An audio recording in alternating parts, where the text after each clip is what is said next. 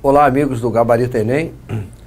Nós estamos aqui para mais uma aula no campo da eletricidade, mais especificamente do eletromagnetismo, onde vamos procurar fazer uma análise nesse nosso encontro referente ao início do magnetismo.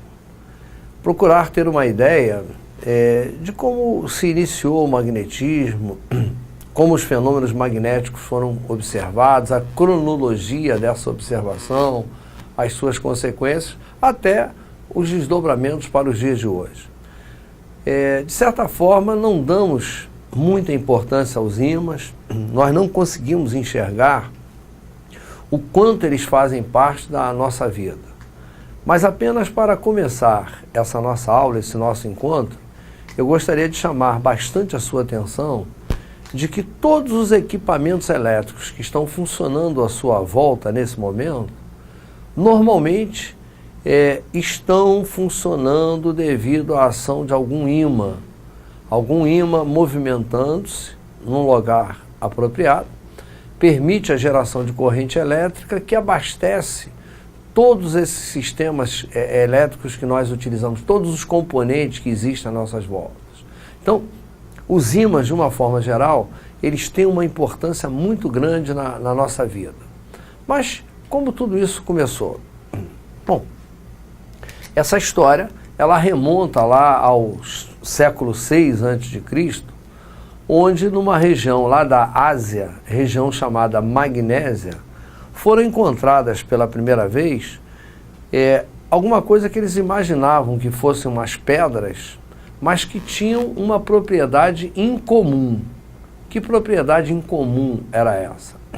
Essas pedras, quando aproximadas uma das outras, dependendo da maneira como eram aproximadas, exerciam mutuamente forças de atração ou de repulsão.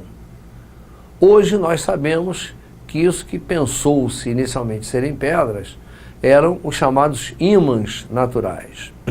Como naquela ocasião não se sabia explicar o porquê daquela manifestação de forças, de repelir, atrair, aquele fenômeno recebeu inicialmente o nome de fenômeno magnético em função da região onde essas pedras eram encontradas com abundância. Eram pedras da Magnésia, né? Daí a origem do nome magnetismo. Olha aqui, aqui eu tenho figuras de ímãs naturais, você observa que se assemelham bastante a pedras comuns, né? Hoje nós sabemos que são ímãs naturais e que nós praticamente até nem utilizamos mais, porque o homem passou a aprender ao longo do tempo a transformar uma barra de ferro, por exemplo, num ímã. Então nós utilizamos muito mais os ímãs artificiais do que os ímãs naturais. Bom, mas quais foram as observações que foram ocorrendo com o passar dos anos? Em primeiro lugar, se você tem um ímã, qualquer que seja o seu formato, e aproxima pó de ferro do ímã, esse pó de ferro é fortemente atraído para as suas extremidades, extremidades que passaram a ser chamadas por nós de polos do ímã. Não existe nenhum ímã que atraia o pó de ferro só para uma extremidade, sem fazer o mesmo para outra. Portanto, não existe um ímã que tenha um único polo. Todo ímã tem dois polos. Esta é uma observação permanente, qualquer que seja o formato do ímã. E é exatamente nessa região, nos polos, nessas extremidades, que os efeitos, tanto de atração quanto de repulsão do ímã, são mais intensos, se manifestam de maneira mais firme. Uma outra observação muito interessante e muito importante para o homem, para o avanço, principalmente das navegações, foi realizada pelos chineses, de que se você suspende um ímã por meio de um fio, no caso aqui eu usei uma basezinha para manter esse ímã suspenso, ele sempre acaba parando naturalmente na direção norte-sul geográfica do lugar. Então, se esse ímã suspenso parou nessa posição, com certeza esta é a direção norte-sul geográfica do lugar. Aquela extremidade do ímã que aponta lá para o norte geográfico da Terra passou a ser chamada de Polo Norte. Aquela extremidade que aponta para o sul geográfico da Terra passou a ser chamado de Polo Sul. E o curioso é que se ele para dessa maneira e eu giro o ímã 180 graus, trazendo o norte, o vermelhinho para cá e o azulzinho para lá, na hora que eu largar, ele retorna à sua posição original. Ou seja, essa extremidade sempre se volta para o norte geográfico da Terra, assim como o que eu chamei de Polo Sul, sempre se volta para o sul geográfico da Terra. Essa observação proporcionou a criação da bússola, que passou a ter uma importância extrema nas navegações, pois permitiu que o homem se aventurasse através de viagens mais distantes, descobrindo novas terras, quer dizer, fazendo a coisa de uma maneira mais efetiva, com essa contribuição de uma orientação mais segura. Então, todo ímã tem dois polos, esses polos são chamados de norte e sul, ficando suspenso. Polo norte aponta naturalmente para o norte geográfico da Terra, polo sul do ímã aponta naturalmente para o sul geográfico do nosso planeta. Essas extremidades têm essa primeira propriedade aqui importante. Elas são inseparáveis. Nós imaginamos num primeiro momento que separar o polo norte do polo sul do ímã é uma tarefa muito fácil, bastando apenas quebrar o ímã ao meio. Quando, na verdade, se eu quebro o ímã ao meio, esta metade se converte no novo ímã, com polos norte e sul, aquela metade no novo ímã. Se quebro novamente ao meio, eu tenho dois novos ímãs formados aqui e dois novos ímãs formados lá. De forma que os polos do ímã são inseparáveis. Teoricamente, se eu fosse quebrando indefinidamente os polos do ímã, eu chegaria ao mínimo. Esse mínimo é chamado de ímã elementar. Se partido, esse ímã elementar perde as propriedades magnéticas e eu, dessa forma, não consigo separar o polo norte do polo sul. Resumindo, não existe polo norte sozinho, não existe polo sul sozinho. Os polos sempre existirão em conjunto, norte e sul simultaneamente. É impossível separar o polo norte do polo sul. Esses ímãs interagem? Sim. E como é que é esta interação? Se eu aproximar dois polos opostos, um norte e um sul, haverá atração entre eles.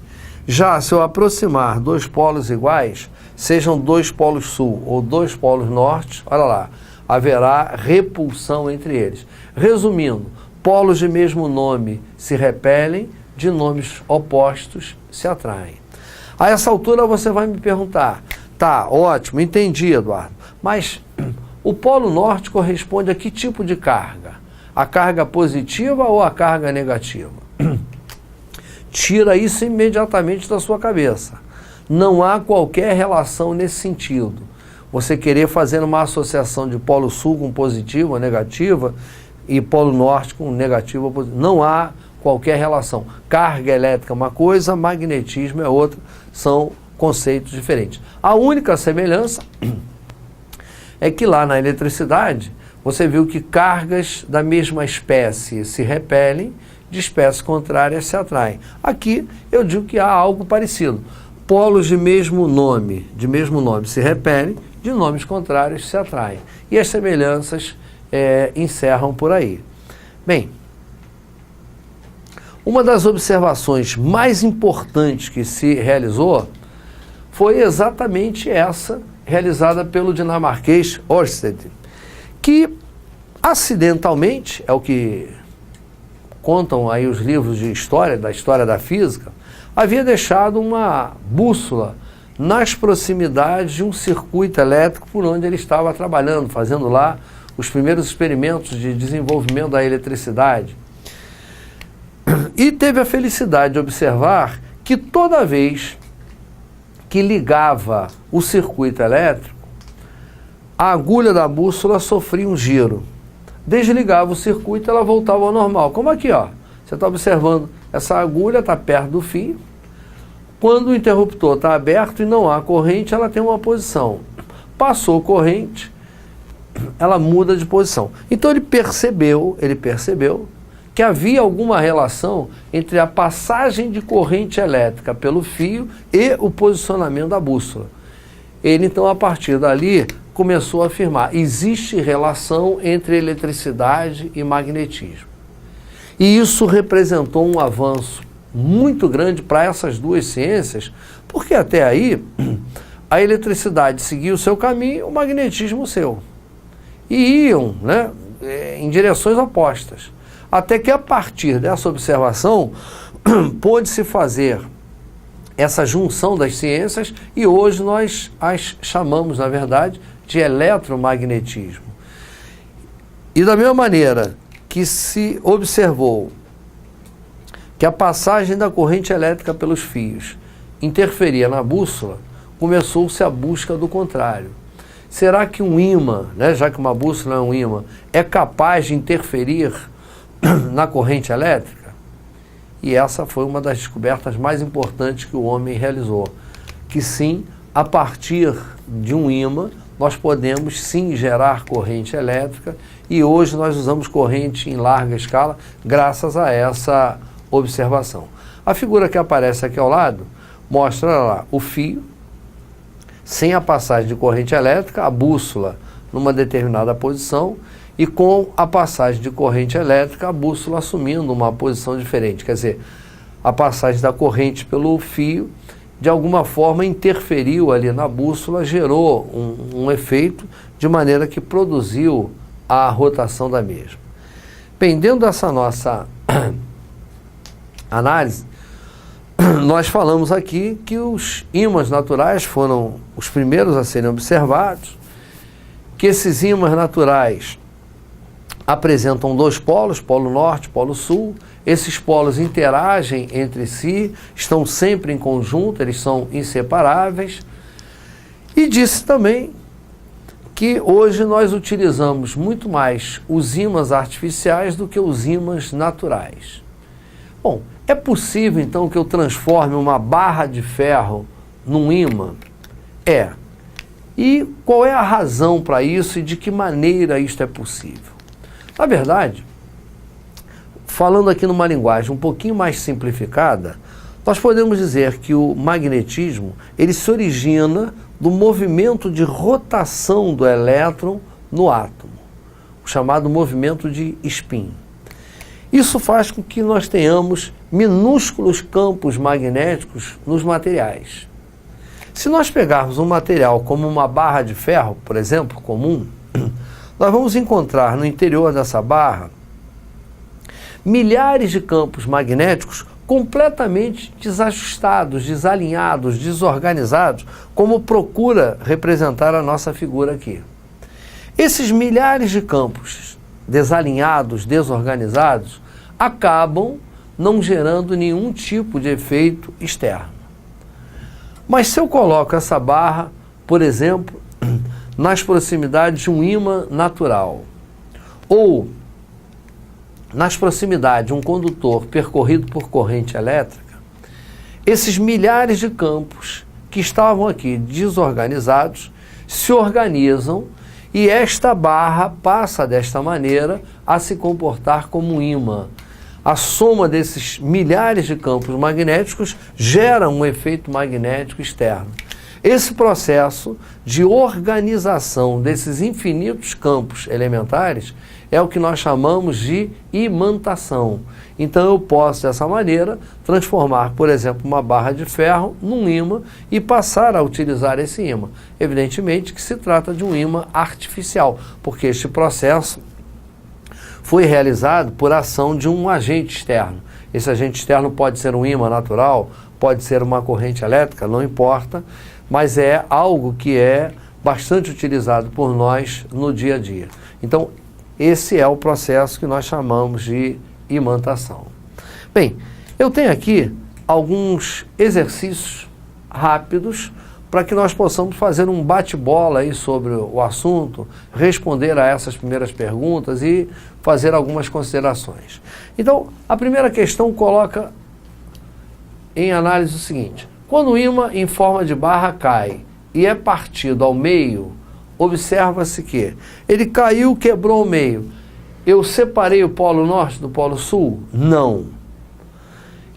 Eu obtenho um ímã unipolar, quer dizer, com um único polo, só um polo norte de um lado, só um polo sul de um outro? Não. Damos origem a dois novos ímãs? Sim. Se ele quebra, eu não separo o polo norte do polo sul. Cada pedaço resultante da quebra se converte num novo ímã. Então a questão queria simplesmente verificar se você fixou a ideia da inseparabilidade dos polos no ímã. Tá? Alternativa C, não temos qualquer tipo de dúvida a respeito da questão. Já na questão de número 2, vamos lá.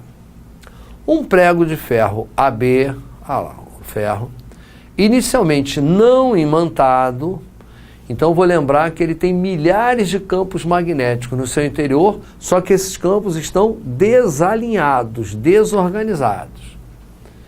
É aproximado do polo sul de um ímã permanente, então tem aqui um ímã permanente, conforme mostrado. Ora, se eu colocar esse prego de ferro bem próximo desse ímã, o campo magnético desse ímã vai organizar os milhares de campos elementares existentes dentro desse prego. E dessa maneira, esse prego vai se comportar como se fosse um ímã também.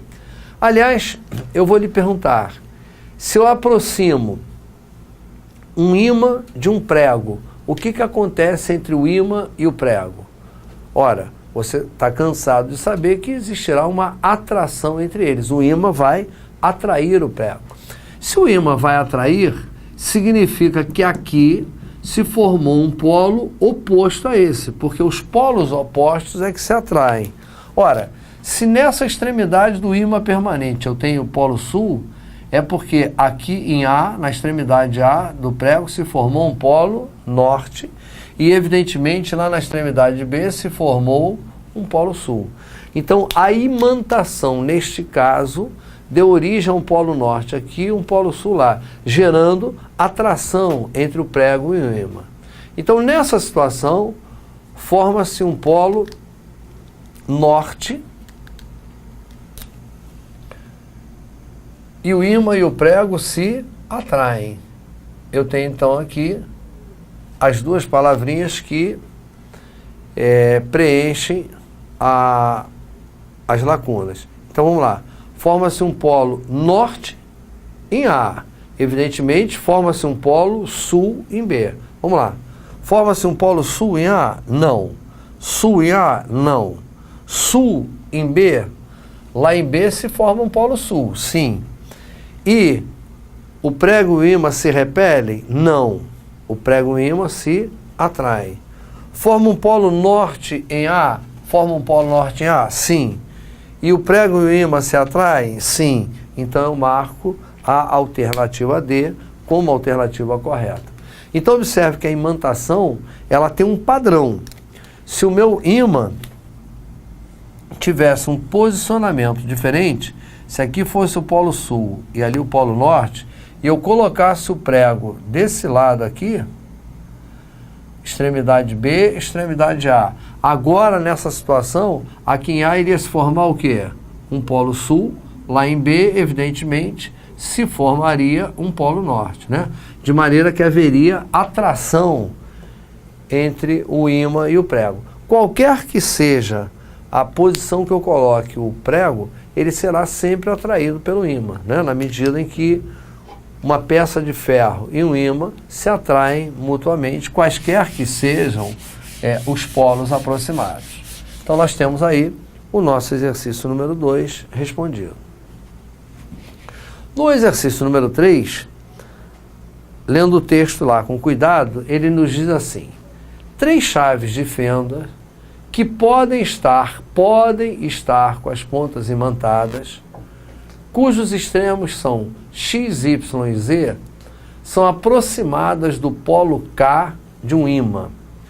Então eu tenho 3 chaves de fenda, digamos, essa é a minha chave com a extremidade X, essa é a minha chave de fenda com a extremidade Y, e essa é a minha chave de fenda com a extremidade Z. Elas são aproximadas do polo K de um ímã. Digamos que esse aqui é o meu ímã, e aqui está o polo K, que eu não sei se é polo norte ou se é polo sul. Observamos que X e Y são atraídos e Z é repelido. Bom, Z e K se repelem. Se Z e K se repelem, eu não tenho dúvida de que Z e K são polos iguais. Então eu posso garantir que Z e K são polos iguais, estão se repelindo. Vamos lá. Se a chave X é um polo sul, X é polo sul, aqui é polo sul. Ele disse que X e Y são atraídos. Se aqui é polo sul, evidentemente que aqui só pode ser polo norte. Y é polo sul também, uma vez que X e Y são atraídos, e Z, evidentemente, é polo norte, já que polos iguais é que vão se repelir. Bem, analisando as alternativas, Y é um polo norte, errado, Y é um polo sul. Z e K são polos norte, Z e K são polos norte. Está aqui a nossa alternativa certa. Vamos ver se as outras estão erradas, evidentemente. Y não está imantada e K é um polo sul.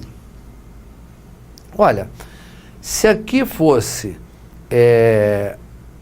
um polo sul, não haveria nunca atração entre K e X, uma vez que ele diz que X é um polo sul.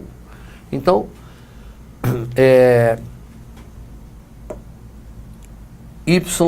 X é um polo sul, X e K se atraem perfeitamente. Y não está imantada e K é um polo sul. Bom, se K fosse polo sul, não iria atrair o Y, né? Conforme ele disse aqui no nosso texto. Y está carregada negativamente e X e Z estão neutros. Olha, neutro fica aí para corpos carregados, positiva, negativamente, neutros. Aqui eu estou trabalhando com ímã. Ímã não tem sentido falar em carga elétrica. Corpo carregado, corpo neutro. Então, a alternativa D está totalmente fora de propósito aí dentro da nossa análise. E dizer que X e Y são polos sul, vamos lá, Z e K são polos norte, estava certo lá. X e Y são polos sul. Olha, eu posso sim dizer que X é polo sul, porque o próprio enunciado já admitiu isso. Agora, o fato de Y ser atraída para essa extremidade K remete a duas possibilidades. Quais são essas duas possibilidades?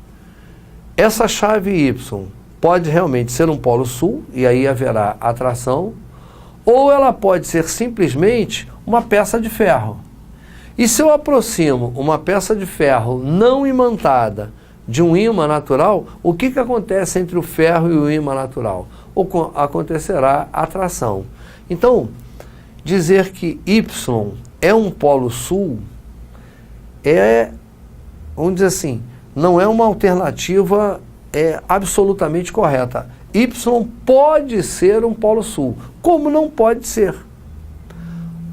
Y, sendo um polo sul, será atraída. Se não for um polo sul, se for apenas uma peça metálica, será também atraída. Então, nada me garante que Y é também um polo sul. Mas tudo me garante que Z e K são polos norte. Porque eu só posso ter repulsão, como ele diz aqui, ó. Z é repelido pelo polo K do ímã, eu só posso ter repulsão entre polos iguais. Não existe a possibilidade de eu ter repulsão entre algo que está magneticamente polarizado de alguma coisa que não esteja com polo magnético. Eu não posso ter entre um ímã e um pedaço de ferro repulsão. Eu terei sempre entre um ímã e um pedaço de ferro atração, mas eu posso ter entre dois ímãs repulsão. Então, esta alternativa é correta, esta não é necessariamente correta, porque o Y, ele pode ou não ser um polo sul. Então, é uma questãozinha relativamente simples, mas que requer muito cuidado com o emprego das palavras. Eu, inclusive, antes de fechar a questão, gostaria de deixar bem evidente o seguinte: se eu tenho um ímã com seus polos norte e sul e aproximo uma outra peça metálica, e esta peça metálica é atraída por este ímã, eu vou dizer que existem duas possibilidades aqui. Qual?